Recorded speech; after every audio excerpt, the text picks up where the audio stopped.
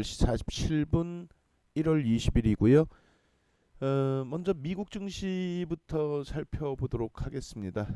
지난 금요일 다우지수도 사상 최대치 또다시 돌파를 했고요. 그리고 S&P 500 지수도 사상 최대치 고점 돌파 지속하고 있습니다. 나스닥 지수 마찬가지죠. 사상 최대치 고점 돌파. 시초가 대비 살짝 눌려 있지만 크게 의미 부여할 필요 없고요. 필라델피아 반도체 지수 여전히 강합니다. 가장 강한 쪽이다라고 놓고 해석을 해도 크게 무리는 없겠습니다. WTI 서부 텍사스 중진류 같은 경우에도 마찬가지로 긍정적입니다. 그죠? 전체적인 추세 부분이 2018년도에 잠시 상품 가격이 흔들렸습니다만 그 상품 가격 흔들린 이후 흐름은 다시 움직임이 긍정적으로 수요에 의한 상품 가격의 강세는 그만큼 경기가 그나마도 안정되고 있다라는 쪽, 또 성장하고 있다라는 쪽, 이런 식으로 해석을 할 수 있겠습니다. 따라서 앞부분에 중동과의 그 미국, 중국, 중동 지정학적 리스크 부분, 불거진 부분들, 거기에 변동성이 일부 확대됐다 할지라도 그 앞전에 놓고 보던 변동성하고 비교했을 때 전혀 문제가 있는 변동성은 아니었죠. 결론적으로 상품 가격의 강세 부분은 시장의 수요에 의한 강세라고 했을 경우에 긍정적으로 해석을 할 수 있다. 이렇게 말씀을 드리겠습니다. 국내 증시의 흐름은 최근 시황 때 매번 말씀드립니다만 IT 쪽의 시가총액 비중이 너무 높게 형성이 돼 있어요. 그리고 또 삼성전자, 하이닉스 시가총액 1위, 2위의 종목군, 특히 이제 삼성전자의 시가총액 비중이 24%로 어마어마하게 확대돼 있습니다. 그러다 보니까 그 시장 그 흐름 자체가 대형주 위주에서의 흐름만 진행이 되고 있죠. 코스피 지수 놓고 보시면 지금 차트 모양이 코스피 지수 전체적인 흐름이고요. 시가총액 1위부터 100위까지 형성을 시켜놓은 대형주의 기준 전체 시가총액 비중에서 80% 차지하고 있습니다. 거의 똑같아요. 근데 중형주의 기준 어때요? 시장 수익률이 못 미치죠. 소형주 마찬가지로. 오히려 중형주, 소형주가 변동성이 더 가볍기 때문에 시장 수익률 19%에 달하는 지난해 8월 저점 대비해서의 강세, 이 부분을 소형주, 중형주는 12% 수준밖에 쫓아오지를 못하고 있어요. 그러니까 참 어이없는 상황이 돼 있는 거죠.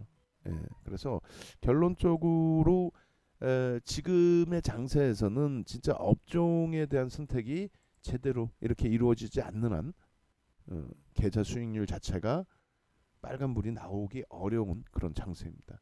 그래서 여러분들이 그 아무 종목이나 이 종목이 좋아 보여요, 뉴스가 좋아요, 또 특히 제약바이오 이런 심리적인 면에서 움직이는 종목군들, 그런 종목군들 위주로 놓고 보시기에는 굉장히 리스크가 큰 장세이다. 전반적으로 똑같이 비슷하게 흘러가면 좋겠는데 그렇지 않다라는 거죠.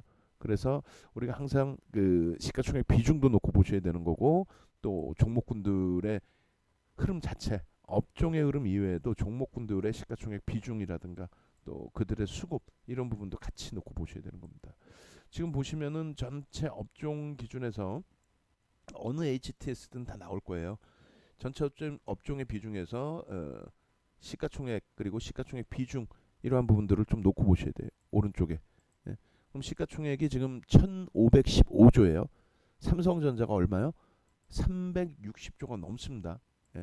그렇게 해서 삼성전자 60억 주 수준, 그 60억 주 수준에 61,300원이니까 365조, 그죠? 366조.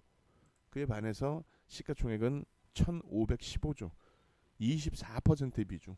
그리고 전기전자 업종의 비중 자체가 지금 36%를 넘어가고 있습니다.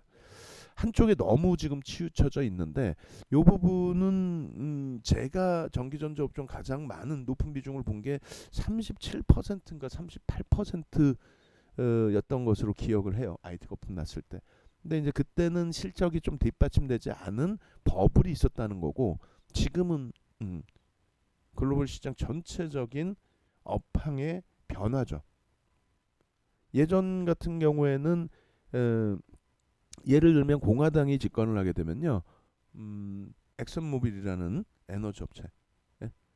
엑슨모빌이 시가총액 1위에 올라서고 민주당이 집권을 하면은 이제 MS라든가 마이크로소프트사라든가 이런 쪽이 시가총액 1위로 올라오고 그러니까 정책에 따라서는 그쪽 업황 자체가 바뀌게 되고 정책에 따라서 많은 것이 바뀌어지는데 다만 전체 큰 흐름이 바뀌지는 않단 말이에요. 그러니까 예를 들어서 이제 지금이야 완전히 바뀌어져 있지만 예전에 1차 산업 기준에서의 농업이라든가 이런 쪽이 시장의 전체적인 흐름을 어, 좌지우지했겠죠.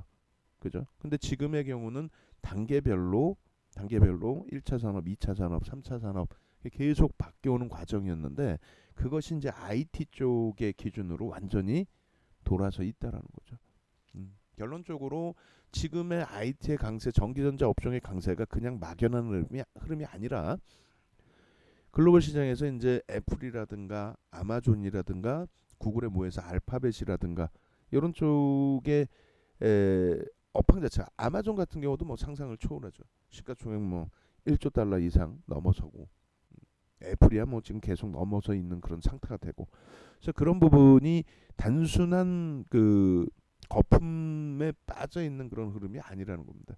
어차피 유튜브라는 또 넷플릭스라는 이런 쪽에 전혀 새로운 뭐 이제는 그 젊은 세대가 느낄 때는 전혀 새롭지는 않겠습니다만 그런 쪽에 업황 그리고 그 산업 자체가 많이 바뀌어져 있기 때문에 그에 맞는 또 역시 전략도 굉장히 필요하다. 제약바이오의 그 성장성도 마찬가지겠습니다만 제약바이오 같은 경우는 좀 뭐랄까 실적이 나와 있는 부분이 아니죠. 예전 IT 거품 났을 때와 비슷한 수준 정도 그 정도로 해석을 하는 게 맞고요. 특히 국내 제약바이오의 흐름은 이건 뭐 상당히 거품이 심화돼 있기 때문에 오히려 위험 요인이 크게 작용될 수밖에 없는 그런 시기다. 그것이 2017년 하반기에 진행됐었던 테마 형성 그것이 이제 정부 정책에 같이 연동이 됐었죠. 그 거품이 이제 좀 많이 소진되는 과정이기 때문에 더 이상 뭐 신라젠의 그런 비이성적인 랠리라든가 이런 부분을 지금 당장의 기준에서 기대를 하신다면 어렵습니다. 물론 지난해 말에 그 HLB 4분기에 9월 31일부터 해서 HLB의 변동성 나왔던 부분들 그 정도는 개별 종목군에서의 흐름을 기대는 해볼 수 있어요. 근데 전체 제약바이오 쪽을 통틀어서 놓고 본다는 것은 다소 무리수가 있다 이렇게 말씀을 드리겠습니다. 오늘 기준의 단기 공략주를 좀 올려놨어요.